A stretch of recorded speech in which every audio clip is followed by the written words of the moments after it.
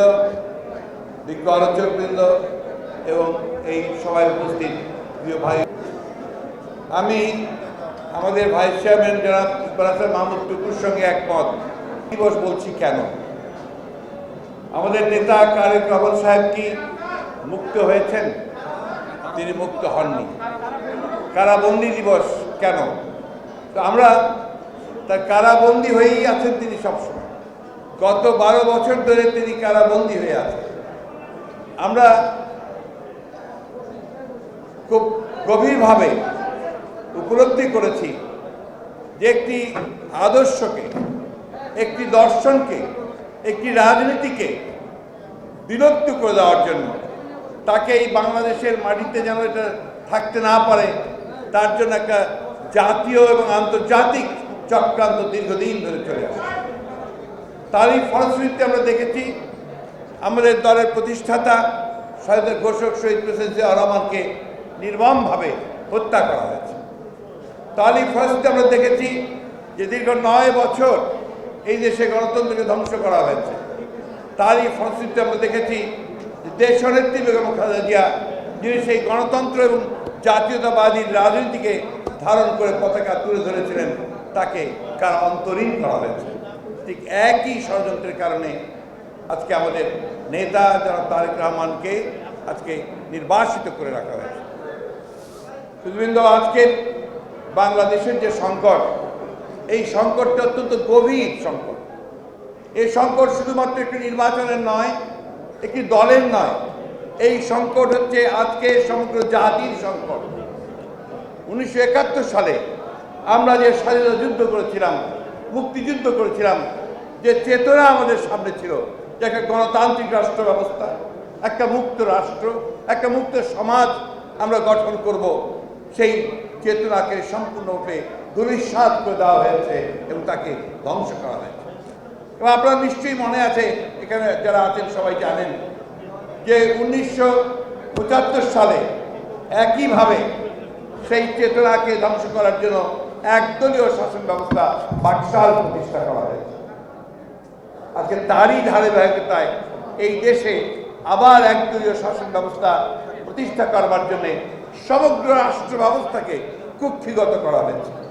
সমস্ত রাষ্ট্রযন্ত্রগুলোকে ব্যবহার করা হচ্ছে জনগণের যে চিন্তা, জনগণের যে চেতনা, তাকে পুরোপুরি ধ্বংস করে দেওয়ার জন্য। আজকে আমাদের দেশনেত্রী বেগম খালেদা জিয়া কারাগারে, আজকে আমাদের নেতা তারেক রহমান সাহেব নির্বাসিত। এটার কারণটাই হচ্ছে যে এই রাজনীতিকে তারা ধারণ করেন, তাদেরকে নিঃশেষ করে দেওয়া।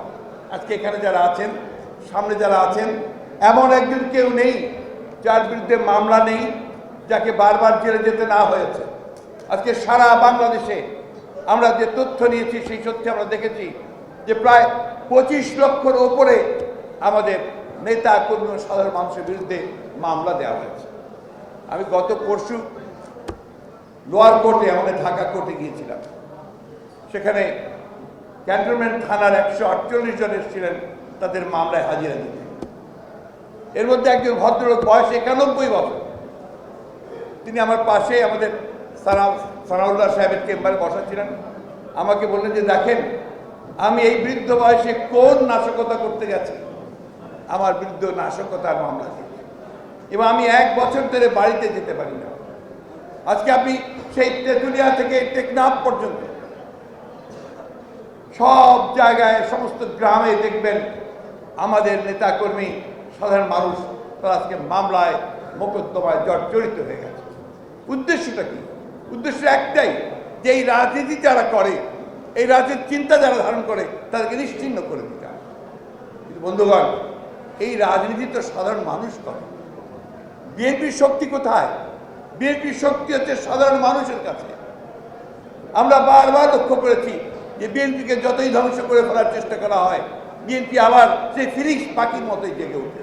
কারণ এই রাজনীতিটা তো তার মানুষের অন্তরে গেঁথে আছে। এটা হচ্ছে বাংলাদেশের স্বাধীনতার সার্বভৌমত্বের রাজনীতি, বাংলাদেশের একটা স্বকীয় রাষ্ট্র হিসেবে টিকে থাকবার রাজনীতি।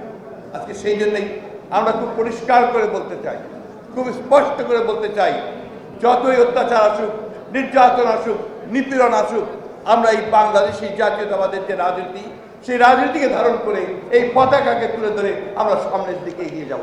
কারণ আমাদের এই রাজনীতি হচ্ছে স্বাধীনতার রাজনীতি, শৃঙ্খলিত হয়ে গোলামীর রাজনীতি নয়।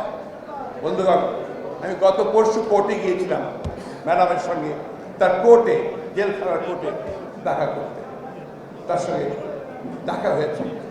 আমি সেই দৃশ্য আমি আপনাদের বলতে পারবো। যে নেতাকে আমরা দেখেছি তিনি হেঁটে সুন্দরভাবে চলে গেলেন এবং আমাদের বলে গেলেন যে তোমরা সংগ্রাম রাখবে, তোমরা ঐক্যবদ্ধ হবে, গণতন্ত্রের সংগ্রাম করতে হবে, সেই নেতাকে হুইল চেয়ারে করে আদালতে নিয়ে আসা হবে।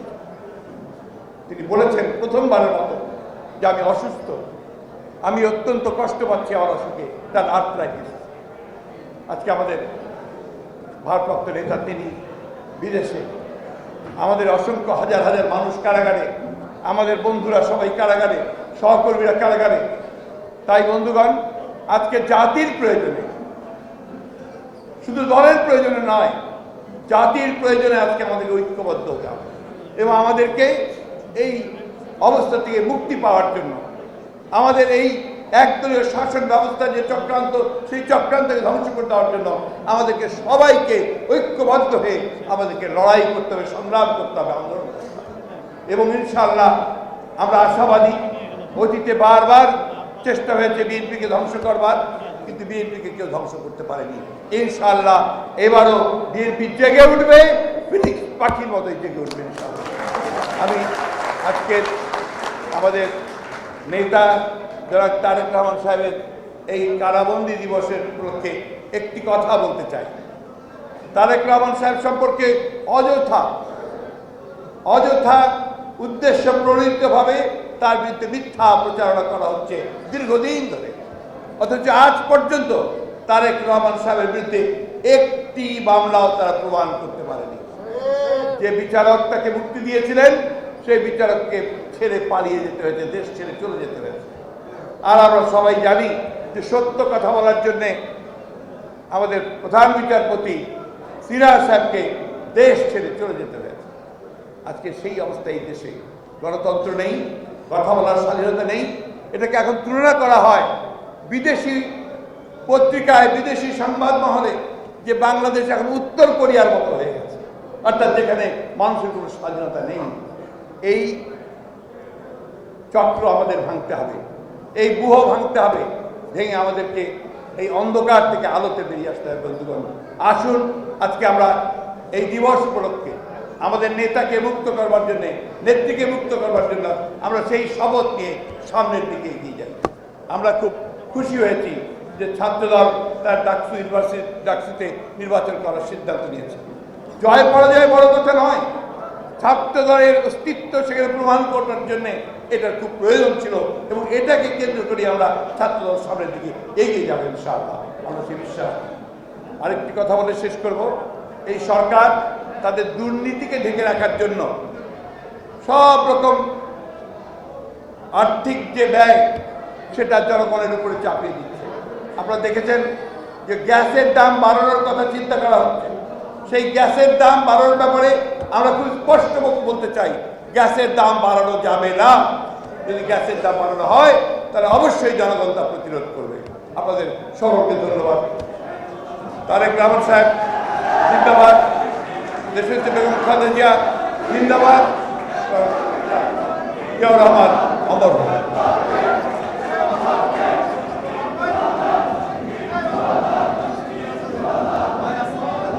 এবং এটাকে কেন্দ্র করে আমরা ছাত্রদল সামনের দিকে এগিয়ে যাবো ইনশাআল্লাহ, আমরা সে বিশ্বাস। আরেকটি কথা বলে শেষ করব। এই সরকার তাদের দুর্নীতিকে ঢেকে রাখার জন্য সব রকম আর্থিক যে ব্যয়, সেটা জনগণের উপরে চাপিয়ে দিচ্ছে। আপনারা দেখেছেন যে গ্যাসের দাম বাড়ানোর কথা চিন্তা করা হচ্ছে। সেই গ্যাসের দাম বাড়ানোর ব্যাপারে আমরা খুব স্পষ্ট বলতে চাই, গ্যাসের দাম বাড়ানো যাবে না। যদি গ্যাসের দাম বাড়ানো হয় তাহলে অবশ্যই জনগণ তা প্রতিরোধ করবে। আপনাদের সকলকে ধন্যবাদ। তারেক রহমান সাহেব জিন্দাবাদ, দেশনেত্রী বেগম খালেদা জিয়া জিন্দাবাদ, জিয়াউর রহমান অমর।